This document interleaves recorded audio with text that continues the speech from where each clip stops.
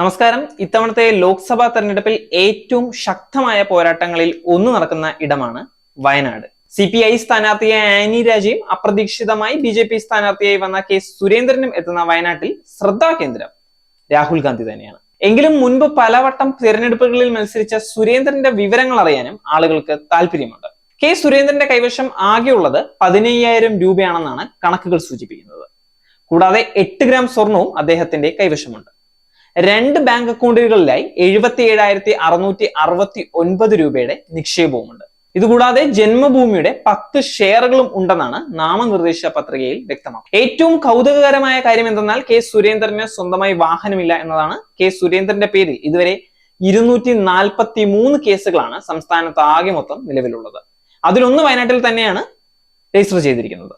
സുൽത്താൻ ബത്തേരി തെരഞ്ഞെടുപ്പുമായി ബന്ധപ്പെട്ട കോഴ കേസാണ് അത്. സുരേഷ് ഗോപിയുടെ പത്രികാ വിവരങ്ങൾ പരിശോധിക്കുകയാണെങ്കിൽ അദ്ദേഹത്തിന്റെ കൈവശം പണമായി ഉള്ളത് 44,000 രൂപയാണ്. 68 ലക്ഷം വിവിധ പദ്ധതികളിലായി നിക്ഷേപിച്ചിട്ടുണ്ട്.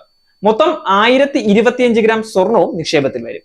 ഇതിന്റെയെല്ലാം മൊത്തം മൂല്യം 4,75,00,000 രൂപയാണ്. ആകെ 8 കോടി രൂപ മൂല്യമുള്ള ആസ്തിയാണ് സുരേഷ് ഗോപിക്കുള്ളത്.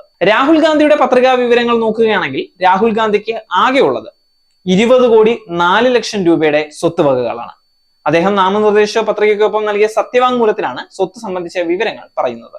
ഇക്വിറ്റി ഷെയറായി 1,90,000 രൂപയും വിവിധ കമ്പനികളുടെ ഓഹരികളായി 4,33,60,519 രൂപയുമാണ് രാഹുൽ ഗാന്ധിയുടെ പേരിലുള്ളത്.